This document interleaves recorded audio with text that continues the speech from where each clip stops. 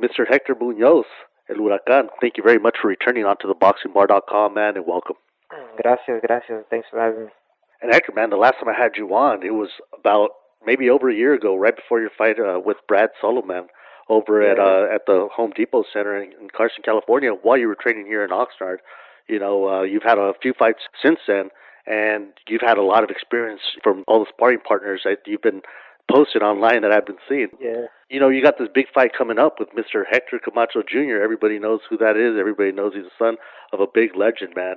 How are you feeling at this moment, physically and mentally, for this fight? I'm feeling good. Actually, I was in camp over there with Danny Garcia. I don't think they knew that, but thank God, usually they only call me with a 3 week to 2 week to a week notice for these fights. So I'm usually killing myself just to make weight for this fight. I didn't really even have to kill myself at all. I'm already at weight because I'm moving up a couple divisions. So the fights, I think, at 164. So I'm not. I'm already. I've been at weight, so I'm just waiting and ready to go. And this fight's going to be in Parker, Arizona, at the Blue Water Casino there. What is that going to be like for you fighting in Arizona? I think it's gonna be good. I have a lot of people in Arizona that support me too.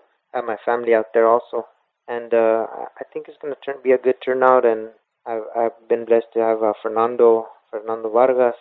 He's gonna be working my corner, and he's a real good friend of mine. And just he's been teaching me a little bit of. He's fought some southpaws, Raul Marquez, and some other guys, and he's been teaching me a little bit of stuff because I hate southpaws. Yeah, and I think one of the guys that was giving him a lot of difficulty that he fought was Ike Forte. I remember being at that fight. Oh yeah. It was an awesome fight. Now you're going to be going in there with this very experienced fighter, Hector Camacho Jr., great, fast fighter, very well known. Is that a good thing for you to be fighting a guy that's well known like this and respected, and especially people are going to respect him a whole lot more after his father's passing? Is this a good step for you, fighting a guy like this? What I love is I just love to fight. I love to box. I never told anyone I was gonna be world champion. I never said none of that. That I was gonna be this and that contender, whatever. I just praise God that He's giving me the ability to fight they give me these good fights, and they know I come to fight. That's why they call me to go short notice because they know I come to fight even if I'm out of shape. So, but I'm in good shape, and I'm ready to go put it on this guy. I was helping out Danny Garcia. I've been blessed to meet these guys, and they word of mouth they keep sending me to different camps. I've been with from Arturo Gatti, Fernando Vargas to Devon Alexander, that Sinchenko when he fought Ricky Hatton for the WBA champ. Mike Alvarado, I helped him for his last victory over Brandon. I've helped a lot of fighters. They just call me to go work with Mike Alvarado again for this next fight. After this, I'm gonna head down there to Denver, probably fight on that undercard, and then from there, been blessed again. I'm gonna go head out to help out Manny Pacquiao for that fight in the Philippines, 6 weeks in the Philippines and 2 weeks in China. From what they told me, so hopefully that goes through. That'll be awesome to go spar with Manny Pacquiao. So you've been keeping busy, and you're going to continue to be busy even after this fight. You already have a future training regimen with all these guys, and like you said, you've been blessed with some of these tremendous training partners that you've had, like Austin Trout, Mike Oh Alvarado. yeah, Austin Trout's one of them too. Yeah, he's my boy. I've helped him for a couple fights. I didn't help him for the Canelo fight. I wish I was, but I was fighting at the time. But I wish I would have helped him out, man. He did real good against Canelo, but I wish I would have been able to put that pressure on him and help him a little bit with that. Even though Canelo's not a pressure fighter, but I think that's what he's gonna have to do to beat Mayweather. And do you think training with all these guys? Do you think it's improved your boxing skills and technique and all? It has. I'm one of those Mexican come forward brawler type styles. Cause I don't really have too many skills. I'm just one of those come forward, keep coming, and that's it. Pretty much, I take a lot of shots. I think that's what the fans like. But like I said, I only had 3 amateur fights, and they made me go pro after one of my fights.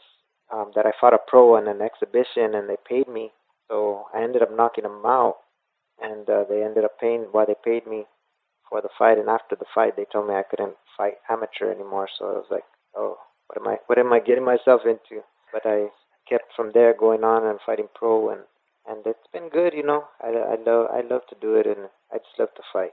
but I'm already 35 now, but I still feel good, feel strong, and I keep coming. I'm put the pressure on these guys, and they don't like it. Like even when I go spar them, they're backed up against the ropes the whole time we're sparring. So I just love to do what I do, and God's blessed me to just be around these great fighters and great champions. And like I said, I wish they'd give me an 8-week camp, a full camp, and I know I could beat one of these top guys.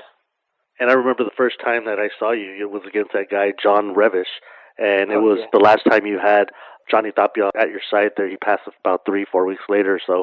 And I remember in that fight, you just went straight forward, like you were saying, and you knocked him out in the third round. And it was a great fight. And I remember everybody was standing at the end of that fight.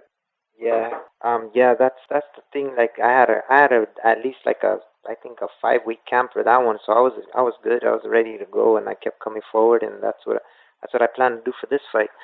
Camacho, I hear he gets a little lazy. He was 9.5 pounds over his weight limit for his last fight, and we're just gonna take advantage. And hopefully, he comes in heavier again. Take some little bit of money and make him put that pressure on him and keep coming. Because I'm gonna keep coming forward. I have a little trouble with lefties, but I give the people what they want to see, a fight, and we're coming to win. And I got a great experience behind me with these guys helping me out, and I'm blessed, and I'm just ready to go get this victory. I'm sure Arizona isn't mad at having a Puerto Rican against a Mexican fight. Oh Having yeah, it, there in front of them. You add all those little factors, and it brings on the people and more interest in the fight, and hopefully sells more tickets for you guys. Now, myself being from Oxnard, I got to ask. You brought up Fernando Vargas, and what is yeah. having him, El Feroz himself, Fernando Vargas? What is it like having him in your corner, having him in your camp? What has he done for you? Oh, it's awesome. I met him back in Albuquerque with Johnny Tapia, and from there we hit it off. Went and worked with him for some camps and boxing, and got a good relationship going with him. He's a man of God now, and everything's great. It's awesome to have him work in my corner. I'm doing something I can't say about it right now. They're doing something over here with Fernando, and I'm glad to be a part of it. I can't really talk about it, but it's awesome, and soon you'll hear about it. Last year, 2012, Hector Macho Camacho passed away, which your opponent lost his father. You lost your mentor, a guardian angel, your trainer, Johnny Tapia. And I'm sure that still pushes you all the time in the gym and motivates you and makes you run that extra mile, makes you do that extra push up. Just, that motivation, having that in you. Do you still think of him all the time while you're training? Oh yeah, definitely, man. That was my man. He was I'd take his shirt off his back and give it to you. If you needed a shirt, he'll go give it to you. He don't care. Like I said, that man he was awesome, and he's still awesome to me, and he's always in my thoughts. And what'd you think of that movie that they made of him? I'm sure you saw it by now. Oh, it's awesome. Yeah, I was there at the. I was there at the. I saw it when it first showed, like the private meeting. Because I'm real good friends with the family and all that, and um, it was awesome. We went to California. We went and did the premiere. It was awesome. It's great. I just hope everybody tunes in and tries to check that out, man. It was awesome. Made me cry the first time because you know how you know him, and it gets to you. But after the second time I watched it, it was like kind of funny, and because he was a funny guy. He was a funny character. He was a character, man. So everybody got to tune in and watch that. It's awesome. And I know you miss Johnny. You always talk about him. You always bring him up.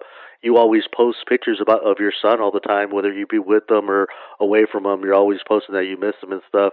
And you're blessed to work with all these sparring partners that we've talked about, and now with Fernando, that's going to be at your site there.